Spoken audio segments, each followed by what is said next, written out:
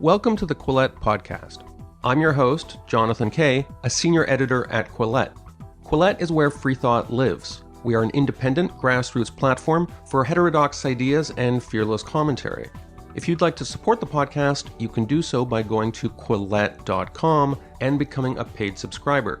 This subscription will also give you access to all our articles and early access to Quillette social events.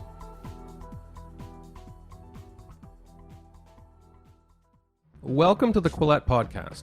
I'm Jonathan Kay.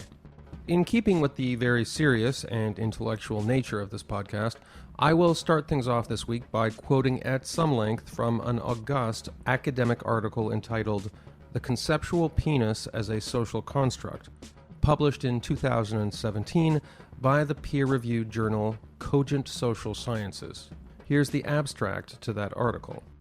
Anatomical penises may exist, but as preoperative transgendered women also have anatomical penises, the penis vis-a-vis maleness is an incoherent construct. We argue the conceptual penis is better understood not as an anatomical organ, but as a social construct isomorphic to performative toxic masculinity. Through detailed post-constructuralist discursive criticism and the example of climate change, this paper will challenge the prevailing and damaging social trope that penises are best understood as the male sexual organ and reassign it a more fitting role as a type of masculine performance. End quote. Now, if you think that maybe what I just read sounds like a lot of absurd gibberish, well, you're right. The article was published by credulous editors, but the authors had actually submitted it as a hoax, one of a number of similarly nonsensical hoax articles that comprised the so-called Grievance Studies affair of 2018. Other articles written by hoaxsters Peter Boghossian, James Lindsay, and Helen Pluckrose included "Going In Through the Back Door, Challenging Straight Male Homohysteria and Transphobia Through Receptive Penetrative Sex Toy Use," and "Stars, Planets, and Gender, a Framework for a Feminist Astronomy."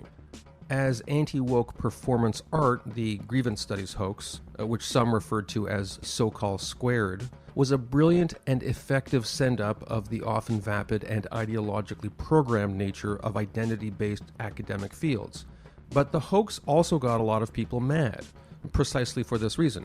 Here, for instance, is Deborah Poff, editor-in-chief of the Journal of Academic Ethics, being interviewed by the CBC's Anna Maria Tremonti in 2018.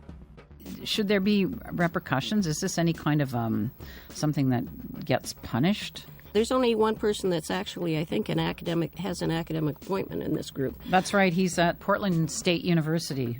I would think there's a number of violations of basic integrity in publishing that should be investigated by a disciplinary committee at his university, because this kind of gotcha research. It uses so much energy of people with goodwill who care about publication ethics and integrity, and they are manipulating the process to show that it's fallible. Now, as Poff notes in that CBC clip, of the trio of Grievance Studies hoaxsters, philosophy professor Peter Boghossian was always the most vulnerable to academics' ire. And in the last few years, critics have done everything in their power to discredit Boghossian's work, portray him as a bigot, impugn his ethics, and denounce him to his bosses at Portland State University. Numerous investigations were conducted by the university, including some based on outlandish accusations. At one point, rumors were even circulated to the effect that he beat up his family members. Last week, in a surprising twist, it was Boghossian who pulled the plug on the relationship. He quit the university so that he could work full-time on a new NGO he started up for disaffected liberals who, like him, oppose what he describes as the intellectual corruption that afflicts modern universities. In his widely circulated public letter of resignation, Boghossian wrote that students at universities such as Portland State are, quote, not being taught to think. Rather, they are being trained to mimic the moral certainty of ideologues, end quote. Peter Boghossian spoke to me last week from his home in Portland about his decision to quit and his new post-academic life. So last time we talked, you were in your backyard because construction crew in your house... I'm still in my backyard. I'm still walking around my backyard. But so what's happened since then? I guess everything's been awesome, right? It's a funny definition of awesome. I guess if you stretch the semantic range of awesome to be kind of fucked up, then the answer is yeah. Are we recording now? I decided I'd start with a joke because that's my thing. Oh, okay. Oh, no, that's good. That's good. Well, I just resigned from Portland State. Believe me when I tell you, it was after an unbelievable amount of thought and consideration and talking to friends and family about it. And there was just no question that it was the right thing to do. I really haven't felt freer in a long, long, long time. So I think for a lot of people who've been following your case, and I think a lot of academic cases, the narrative is the academic is on tiptoes because they don't want to be fired. And this kind of feels a little bit like man bites dog because you just said, you know what, forget it. You threw the mop in the bucket, which is kind of what Bari Weiss did at the New York Times. And maybe it's fitting that you told your story on her site. Is that kind of how it felt, the way I'm describing it? Well, I just want to go back to something you said before. It's not that some of them may fear that they're going to be fired, but it's more that they fear the relentless campaign of investigation, harassment, lack of collegiality. So one of the things I've heard from profs is that the students are actually more tolerant than the administrators because the administrators are so risk averse and they fear getting complaints from the students. Is that the case that you experienced? Students is an umbrella term, and there are different types of students and different students who are more susceptible to the moral orthodoxy than others. It's a complicated problem. Does it come from on high? Yes. Does it come from colleagues? Yes. Are these people true believers? I think so, but that's harder to say in many cases because there's a culture of fear. Most people, they just want to know. They just want to engage ideas. They just want to figure things out. But are there people in the class who will complain about literally anything and go straight to the dean, just right to the provost's board of trustees or what have you? Yeah, there are. And instead of saying this is a place of higher learning, there's capitulation, there's safetyism, there's words as violence, there's construing, talking about other ideas as denigrating a protected class. And so there's a suite of values at play from economic considerations of the university to I think Bari Weiss, you mentioned Bari Weiss in her letter of resignation, mentioned jury by Twitter. There are just so many factors that collude to creating censorious and illiberal environments. Not a lot of people maybe know the details of your Title IX investigation. You know that expression, when did you stop beating your wife? That's kind of what the investigation was. This went beyond ideological. Like there was actually some crazy accusation that you were beating family members. Yeah, I mean, people would walk up to me and ask me that. And Laura Kipnis has written about this. I think the thing that's important to understand here is that there's no due process in these investigations. So you don't have direct access to what the claims were. You're inferring them from the questions of the Title IX investigator and, quite frankly, from people walking up to you on the street saying, what is this I hear about you beating your wife and children? And in my case, my daughter is adopted from China, and that's a particularly hurtful and potentially, it's just an outrageous claim, and there's just nothing I could do about it. Like, there was just literally nothing I could do about it. And it was just investigation after, and I was just, one of the final straws was that they just launched another investigation about me, I don't know, a month and a half ago. It was just this nonstop series of investigations. Just, I don't even know how much time they took. I don't know how much money. But I think one of the things that's important to know is that these are offices in search of tasks. If they find somebody who is challenging or questioning, but not just challenging or questioning about anything, challenging or questioning about certain things, right? Then they just weaponize the offices of diversity, equity, and inclusion against them. Either the fear of being called in or the theft of time or just the pain in the ass, frankly. You have a climate and you've created a culture that's inimical to free thought and open expression. There's so many people who use all this rhetoric about, it's a totalitarian system and it's fascistic, but the elements of totalitarianism and fascism there's one central authority pushing an agenda on everybody else. What you're describing, and I've heard other people in universities talk about this, is it's more amorphous than that. It is this bloated bureaucracy. I think that's right. The problem is that the university is not well and our students are not being served. And something almost nobody talks about is the people paying tuition are not being served because they think that their education that their child is receiving is similar to the education they received. And the universities have transformed so dramatically in the last few years. It's just not true. So we're doing a disservice to an entire generation of students. The conversation can go many places from here, what to do about it, what's the disservice, etc. But what's really at stake, and it would behoove us to talk about, is that I think that there's too much emphasis that's placed upon free speech. Free speech is a proxy for something else. And what that something else is cognitive liberty. And we have entire wings of university architecture that are dedicated to, it's like a catechism. So the institution, the university it's not a symposium in the Greek sense, where people go and they discuss ideas. It's more like a church where people go to a catechism and they look at the university as an indoctrination mill. What they're indoctrinating people into is a certain suite of beliefs and ideologies broadly around what Helen Pluckrose calls critical social justice.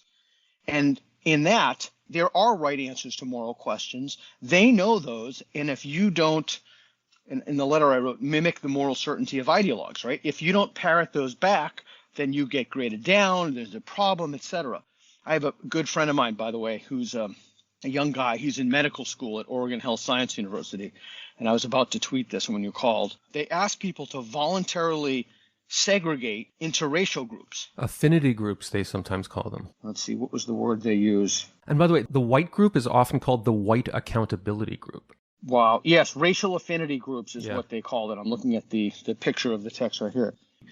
And so our institutions are damaged. There's a crisis of legitimacy in them. We have really ideologues who have jobs for life, who are pushing certain moral orthodoxies and testing people on papers that are untethered to reality. They've taken over the institutions. They've hired people like them. Just for example, the National Association of Scholars released a report that 99% of all, and I can send you the link so you can fact check it after the call.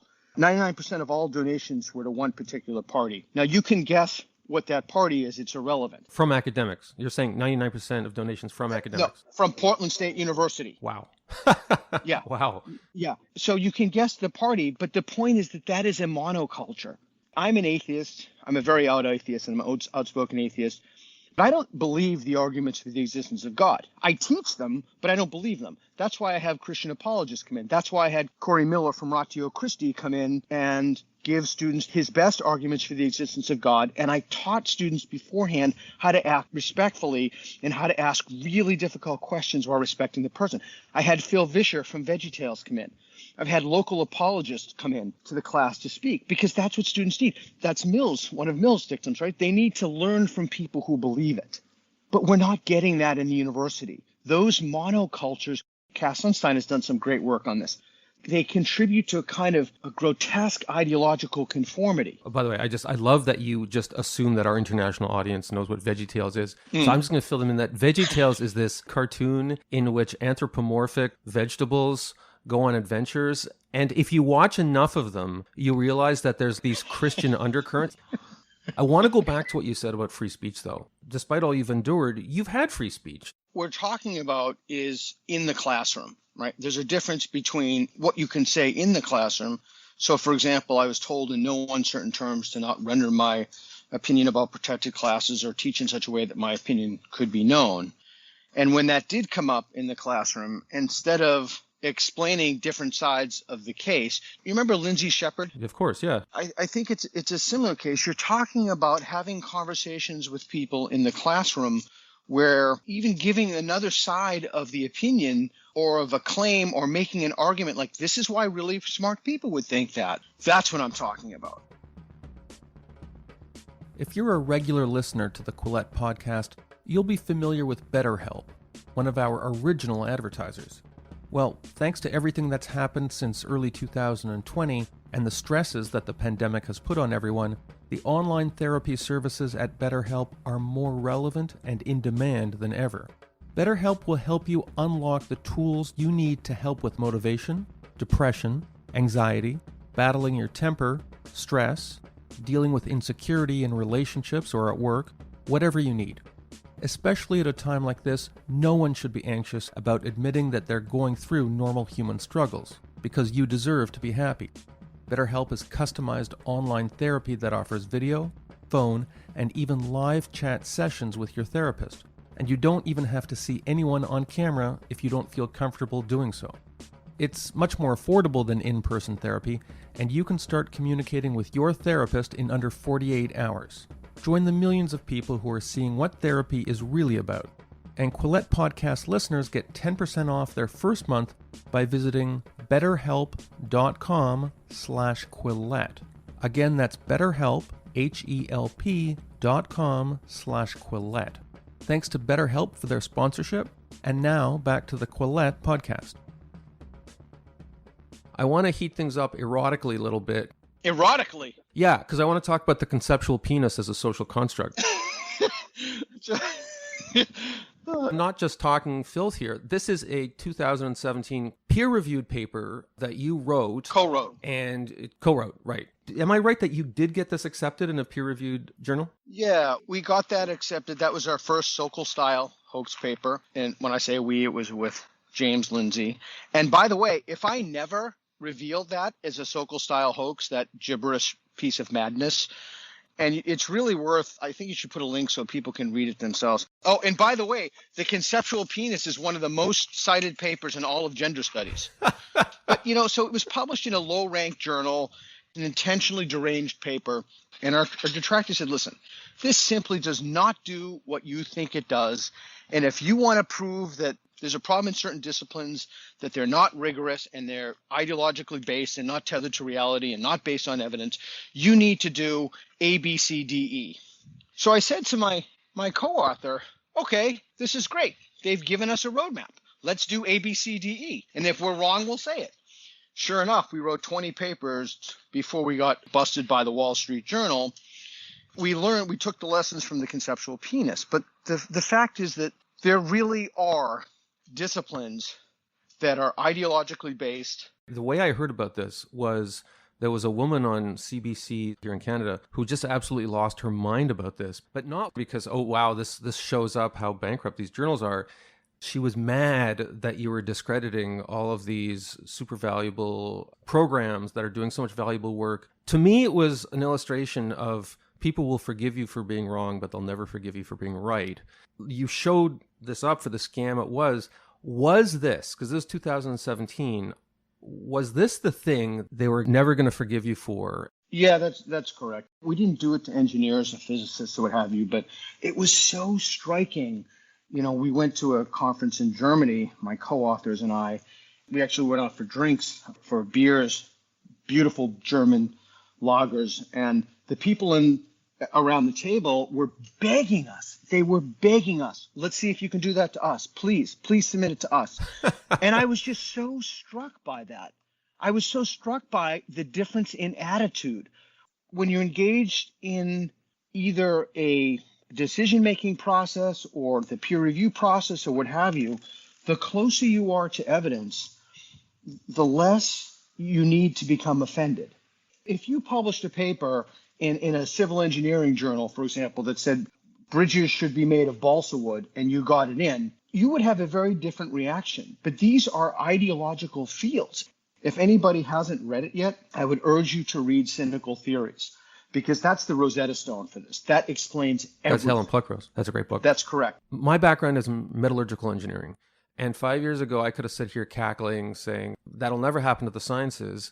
And yet, in Montreal, my hometown, Concordia University is knee-deep in something called Decolonizing Light, centering Indigenous concerns in science. And a big part of that is decolonizing the Western construct of light waves as opposed to Indigenous mystical conceptions of light. This stuff is seeping into engineering. I don't think they've built a bridge out of balsa wood yet, but... Yeah, it's already in. And you also have things like research justice, which is another level of derangement, which means forwarding authors from historically marginalized backgrounds in your citations, research justice and citation justice. I've been screaming about this stuff for years, and it went from, oh my God, that doesn't exist, haha, Boghossian's a crackpot, to, okay, this is just in a fringe discipline with a fringe number of people, to, okay, this is just in fringe disciplines, to, okay, this is in liberal arts, to, okay, this is in the humanities, to, okay, this will never escape to the real world.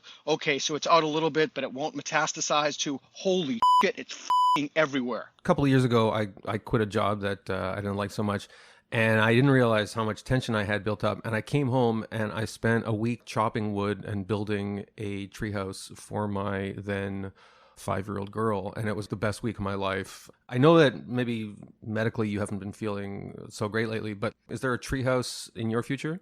That's a good question. No, there is no treehouse in my future. I've started a nonprofit, National Progressive Alliance, and the only thing I want to do is to beat back against this ideology. And I think that there was something very important that I don't want to gloss over in your comment. It's all fun and games until it hits the sciences. It's all fun and games until it hits medicine. It's in medicine. It's all fun and games until it hits the military. Our institutions are being corrupted.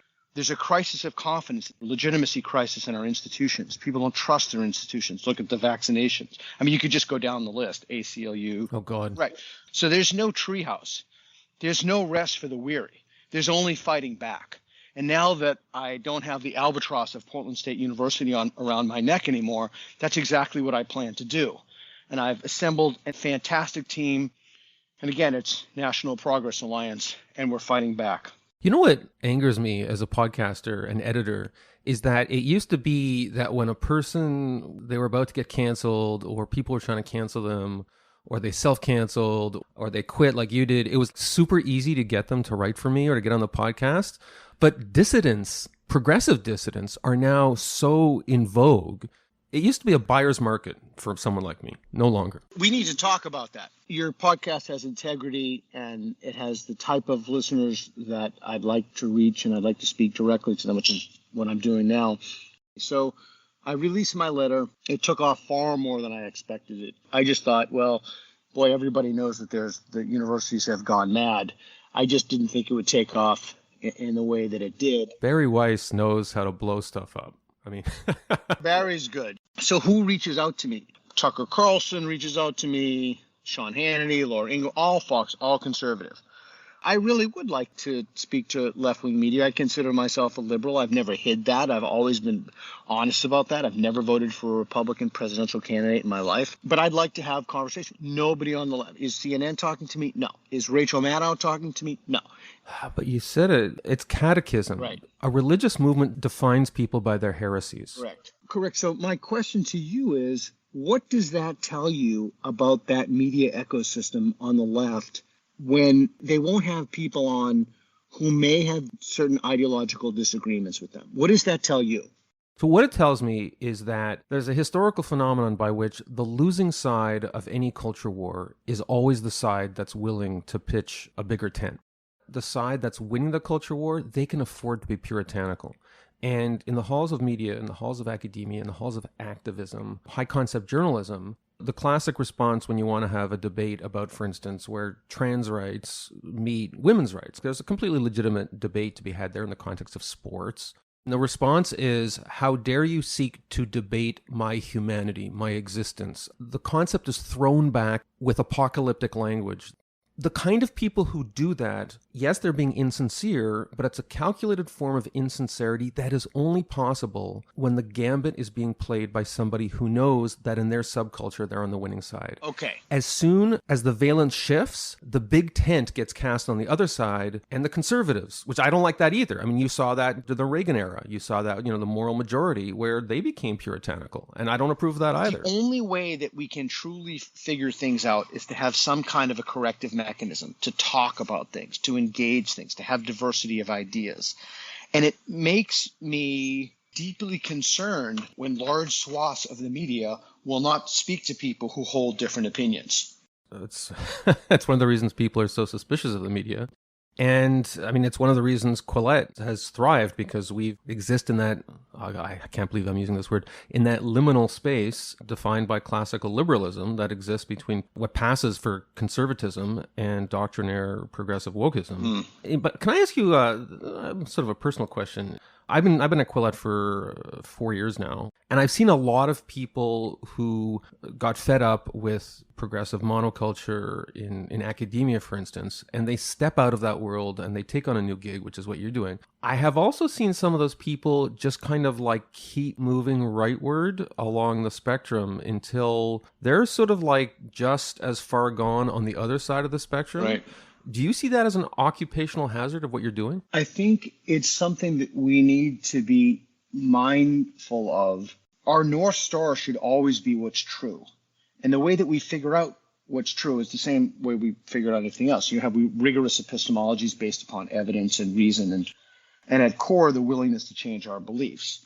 What happens is we often become what we hate. I think Antifa is the paradigmatic example of that. They're street thugs and fascists. They're the bad guys. Yeah, just because there's a liberal censorious ideology that we're fighting, that does not mean that we necessarily change our stance on abortion or capital punishment or what have you. We are in, to use your word, it's not exactly a liminal space, but I call it a great realignment. I published a piece in the American Mind about this. There's a great realignment that's occurring. And when I grew up, I knew exactly what the word liberal meant. I knew exactly. I could name the positions. I don't think that those terms are helpful anymore. I think that the political landscape is far too complicated right now, and there are too many variables going on. And yes, I do think that there's a danger of running into the arms of the people who are also trying to smash what you're trying to smash. But as long as you maintain your intellectual integrity and you're willing to change your mind and you formulate your beliefs on the basis of reason and evidence, and as always, your North Star is truth, I think you'll be fine. But yes, I have seen it. I have seen many people lurch rightward as a result of the radical illiberalism on the left. And now a commercial message from Blinkist. If you're like me, you have a passion for self-improvement. Unfortunately, when it comes to, say, getting fit or eating right or dressing better, self-improvement is really difficult. But not when it comes to learning new things and broadening your horizons, especially when you're armed with the Blinkist app. Blinkist takes nonfiction book titles, pulls out the key takeaways, and puts them into text and audio explainers called blinks that give you the most important information in just 15 minutes. Use blinks to learn about topics such as philosophy, history, and science, or dive into psychology, health and nutrition, or personal growth. You've got thousands of titles and 27 categories of the world's best knowledge to choose from. Some of the most popular titles, for instance, are A Short History of Brexit, The Future of Capitalism, and Letters from a Stoic. And if you're more of a podcast person, they have you covered with blinks for podcasts called shortcasts. These two are packed into powerful 15-minute reads or listens, all in one app so you can learn anytime, anywhere with Blinkist. Right now, Blinkist has a special offer just for our audience. Go to Blinkist.com/Quillette to start your free 7-day trial and get 25% off a Blinkist Premium membership. That's Blinkist, spelled Blinkist, Blinkist.com/Quillette, with 2 L's and 2 T's, to get 25% off and a 7-day free trial. Blinkist.com/Quillette. And now back to our Quillette podcast.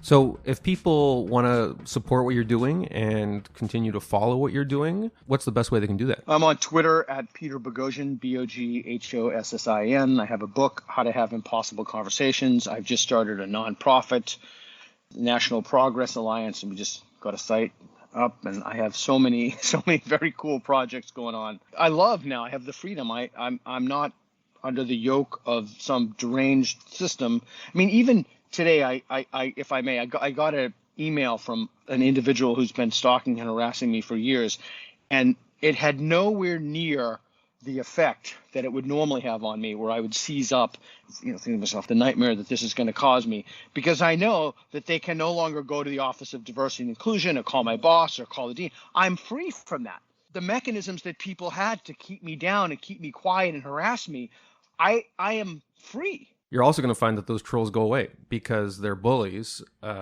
And if there isn't someone they could run to with their petulance, it's no fun for them. They're going to go harass some other professor. Right. I've always known that people have targeted me, perhaps more than others, not because I'm super effective at the criticism or what have you, but it's because they have an institution they know that they can complain to. They know that they will really be listened to, and it will be pursued relentlessly.